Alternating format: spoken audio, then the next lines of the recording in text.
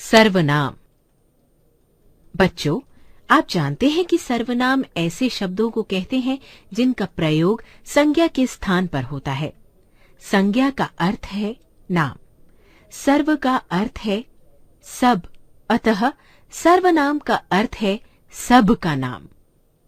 वैसे तो हम प्रत्येक व्यक्ति, वस्तु, प्राणी, स्थान को नाम से संबोधित करते हैं, लेकिन हम इन नामों का बार बार प्रयोग करें तो वाक्य अटपटे लगेंगे। इस तरह मोहित ने मोहित के भाई से कहा कि मोहित की मां से पूछकर कल मोहित के दोस्त के घर जाएगा। अब हम सर्वनामों का प्रयोग करेंगे।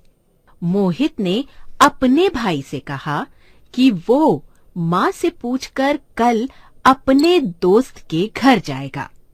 बच्चों, इस प्रकार का प्रयोग भाषा को सुंदर बनाता है। सर्वनाम के भेद। बच्चों, सर्वनाम के कुल 6 भेद हैं। पुरुषवाचक सर्वनाम, निश्चयवाचक सर्वनाम, अनिश्चयवाचक सर्वनाम, प्रश्नवाचक सर्वनाम, संबंधवाचक सर्वनाम और निजवाचक सर्वनाम। सबसे पहले हम पुरुषवाचक सर्वनाम के बारे में जानेंगे। जिन सर्वनाम शब्दों का प्रयोग बोलने वाले, सुनने वाले या अन्य व्यक्ति के लिए किया जाता है, वे पुरुषवाचक सर्वनाम कहलाते हैं। जैसे मैं, तुम, वह आदि। बच्चों, पुरुषवाचक सर्वनाम 3 प्रकार के होते हैं: उत्तम पुरुष, मध्यम पुरुष और अन्य पुरुष। बच्चों, जिस सर्वनाम को बोलने या लिखने वाला अपने लिए प्रयोग करता है उसे उत्तम पुरुष कहते हैं। जैसे मैं टीवी देखूंगा, हम 5वीं कक्षा के छात्र हैं, मेरा नाम अनिल है। मध्यम पुरुषवाचक सर्वनाम। जिस सर्वनाम को बोलने वाला सुनने वाले के लिए प्रयोग करता है उसे मध्यम पुरुषवाचक सर्वनाम कहते हैं। जैसे तुम चित्र बनाओ, आप इधर बैठिए। अन्य पुरुषवाचक सर्वनाम। जिस सर्वनाम को कहने या बोलने वाला किसी अन्य पुरुष के लिए प्रयोग करता है उसे अन्य पुरुषवाचक सर्वनाम कहते हैं। जैसे वो झूठ नहीं बोलता, उसके पास कार है। निश्चयवाचक सर्वनाम। बच्चों, जो सर्वनाम किसी व्यक्ति अथवा वस्तु का निश्चित बोध कराते हैं वे निश्चयवाचक सर्वनाम कहलाते हैं। जैसे ये किसकी टोपी है?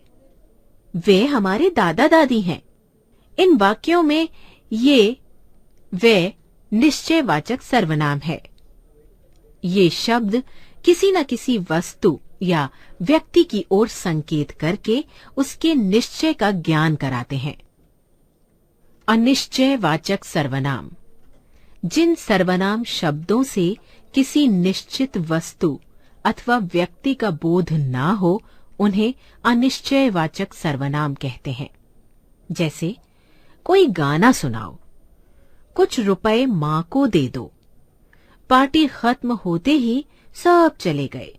इन वाक्यों में कोई, कुछ, सब अनिश्चयवाचक सर्वनाम है क्योंकि इनसे किसी विशेष वस्तु या व्यक्ति का निश्चित ज्ञान नहीं होता।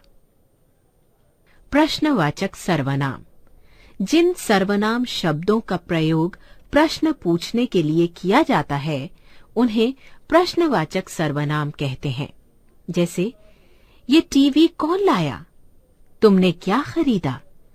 इन वाक्यों में कौन, क्या प्रश्नवाचक सर्वनाम है। संबंधवाचक सर्वनाम। बच्चों, जो सर्वनाम शब्द वाक्यों में आए संज्ञा या सर्वनाम का संबंध बताते हैं उन्हें संबंधवाचक सर्वनाम कहते हैं। जैसे जो परिश्रम करेगा वो सफल होगा। बच्चे वही कहानी सुनेंगे जो नई हो। यहाँ जो, वह, वही जो संबंधवाचक सर्वनाम है। बच्चों, अब बारी है निजवाचक सर्वनाम की। जो सर्वनाम निज यानी स्वयं के लिए प्रयोग किए जाते हैं वे निजवाचक सर्वनाम कहलाते हैं। जैसे मैं यह कार्य स्वयं कर लूंगा, वह खुद ही चला गया। इन वाक्यों में स्वयं, खुद निजवाचक सर्वनाम है।